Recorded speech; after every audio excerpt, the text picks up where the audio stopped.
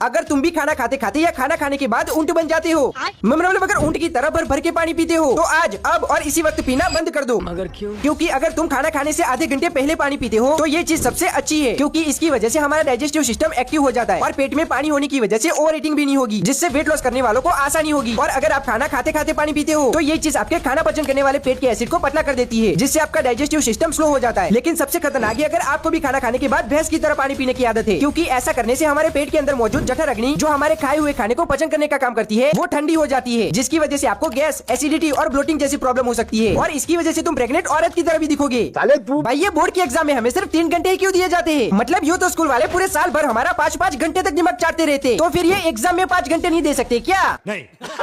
मगर क्यों? क्योंकि इसके पीछे भी कुछ कारण है। दरअसल हर एक चीज की लिमिट होती है, जिसे क्रॉस करने के बाद वो चीज अच्छे से काम नहीं कर पाती। उसी तरह हम इंसान के पिल्लों की भी, मतलब बोर्ड के स्टूडेंट्स की भी लिमिट होती है 2.5 घंटे से 3.5 घंटे, और इसी वजह से बोर्ड के एग्जाम में सिर्फ 3 ही घंटे दिए जाते हैं। लेकिन असली कारण ये नहीं है, बल्कि ये टीचर लोग डरते हैं इन शैतानों से, क्योंकि टीचर्स को भी पता है कि जब इनको 80 मार्क का पेपर लिखने के लिए भी सिर्फ 3 ही घंटे दिए जाते हैं, फिर भी ये लोग कैसे न कैसे करके तो चीटिंग कर ही लेते हैं। तो सोचो अगर इनको 5 घंटे दिए जाए तो ये तो 80 में से पूरे 100 मार्क्स ला देंगे। शायद तुम भी मेरी तरह बहुत बड़े बेवकूफ हो। मतलब अगर तुम्हें भी लगता है कि हम कॉल करने के बाद सबसे पहले हेलो इसीलिए बोलते हैं क्योंकि हेलो फोन का इन्वेंशन करने वाले की गर्लफ्रेंड का नाम था, तो अबे बहुत बड़ी गलतफहमी में जी रहे हो तुम। मगर क्यों? क्योंकि जब ग्राहम बेल ने जब टेलीफोन का इन्वेंशन किया था तब उन्होंने तो ये कहा था कि जब भी कोई मेरे इन्वेंशन का इस्तेमाल करेगा तो सबसे पहले वो अहोय होय बोलेगा। लेकिन जिस तरह से हम सबके अगल बगल में एक न एक तो ऐसी आंटी होती है जिनको दूसरों के काम में अपनी टांग अड़ाने की आदत होती है, उसी तरह उस टाइम पर भी बल्ब का इन्वेंशन करने वाले थॉमस एडिसन को भी दूसरों के काम में अपनी टांग अड़ाने का बहुत शौक था। इसीलिए उन्होंने बोला कि अब से फोन उठाने के बाद कोई भी अहोय होय नहीं बोलेगा, बल्कि हेलो बोलेगा। और क्योंकि लोगों को उस टाइम पर ये हेलो शब्द अहोय होय के मुकाबले काफी सिंपल और बोलने में आसान लगा, इसीलिए सभी लोग कॉल उठाने के बाद हेलो ही बोलने लगे। भाई तुम भिखारी हो।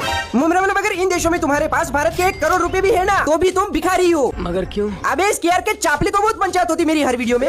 मतलब दरअसल भारत में तो 1 करोड़ रुपए की बहुत ही ज्यादा वैल्यू मानी जाती है, लेकिन बात करें ब्रिटिश पाउंड की तो वहाँ पर ये होते हैं सिर्फ 95,238 GBP। जॉर्डनियन में होते हैं 84,744 मतलब 84,745 JOD। और फिर भी ये तो बहुत ही ज्यादा है, क्योंकि ओमानी रियल में तो ये सिर्फ 41,684 OMR होते। बहरीनी दिनार में भी लगभग सेम ही है 40,254 BHD। और कुवैती दिनार में तो कुवैती पता नहीं क्या बोलते, लेकिन यहाँ पर तो तुम्हें करोड़पति नहीं रोडपति ही बुलाएंगे, क्योंकि यहाँ पर भारत के 1 करोड़ रुपए की कीमत होती है सिर्फ 32,691 KWD। अगर तुम्हें भी स्कूल जाना नहीं पसंद तो तुम भी मेरे साथ इस गाँव में चलो। मगर क्यों? क्योंकि इस गाँव के अंदर एक ऐसी स्कूल मौजूद है जिसके अंदर तुम चाहकर भी स्कूल नहीं जा पाओगे। अरे कहना क्या चाहते हो? बुड्ढे, मैं तेरी 60 साल की उम्र के बारे में ही कहना चाहता हूँ।